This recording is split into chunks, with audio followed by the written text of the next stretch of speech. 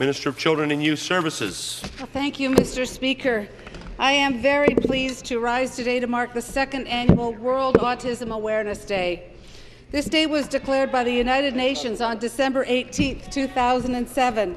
It's a day to raise awareness about autism and to encourage early diagnosis and early intervention. But, Mr. Speaker, the UN resolution also calls on us to celebrate the unique talents and skills of persons with autism, and that's what I want to do today.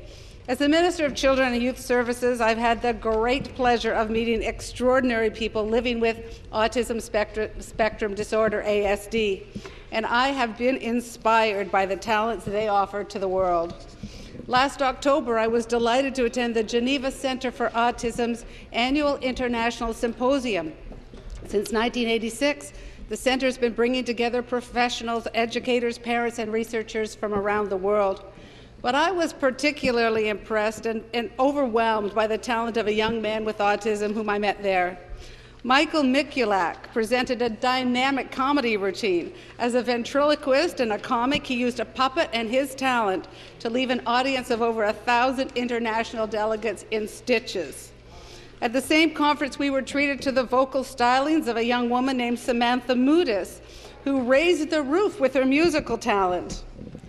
And, Mr. Speaker, I will always remember Josh Chilcott, a grade 8 student who's with us today. He was in grade 8 last year. I met him with the Minister of Education at Courtright Hills Public School in Guelph with Liz Sandals last year. I can tell you, Mr. Speaker, that Josh knows more about cars than you or I will ever know. I understand he continues to speak on his passion. He's now in high school at Centennial College Vocational Institute. He's here with his mom today. And, Mr. Speaker, while we often focus our attention on children with autism, we must also recognize the strengths, potentials, and needs of adults with autism. There are thousands of adults with autism across this province who are making significant contributions in their communities and enriching the lives of others. Mr. Speaker, it is remarkable what people with ASD are doing and achieving with the right supports. Early last year, the world was touched when an Ontario girl with autism made international news. She is joining us here today. We're expecting her any minute. At the age of 13, Carly Fleischman was unable to communicate verbally. But after years of support and therapy, she found a way to express herself by typing messages on a computer.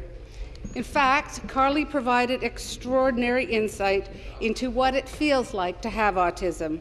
She typed it out on a keyboard as being in a room with the stereo on full blast. Oh, is Carly with us now?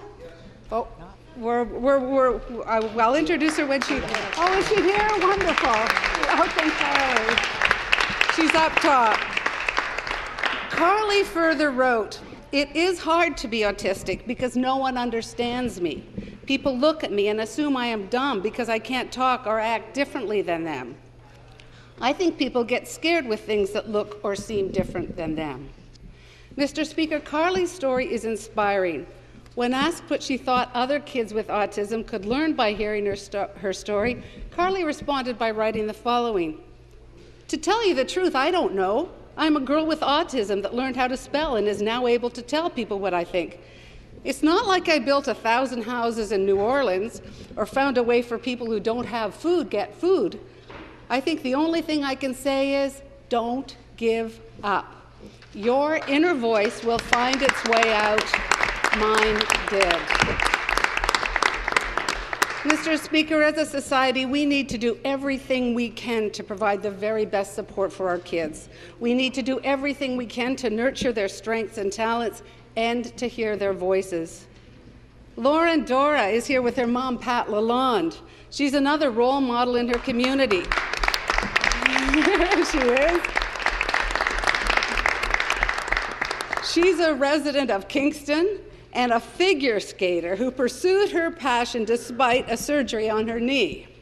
With determined and loving support, Lauren went on to win the gold medal in figure skating for Eastern Ontario in the Special Olympics. Mr. Speaker, today is a day to give due honor to people living with autism, as well as the people who support them. I'd like to acknowledge some of those people here in the House today. Caroline Pershoon is here with her mom and her dad, her brother and her sister.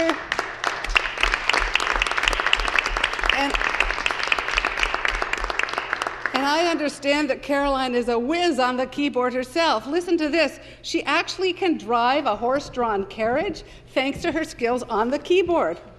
Josh Chilcott is here from Guelph with his family, Lauren, Dora from Kingston.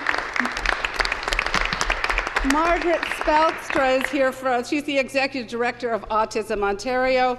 Sheila Laredo, another dedicated parent, is with us.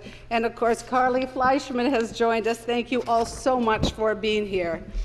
Mr. Speaker, I'd like to emphasize how grateful I am and how moved I am by the dedication of parents and families of children with autism. These parents devote themselves to tapping the potential of their extraordinary kids. They deserve to be honored and recognized for the commitment they make to their children every hour of every day. Mr. Speaker, we are making progress in the support we provide to people with ASD and their families, but today is not a day to focus on government achievements. It's a day to celebrate people with autism and their families. Today is their day. We will continue to do our best to provide support to them to live with dignity and as respected members of Ontario's family. Thank you, Mr. Speaker.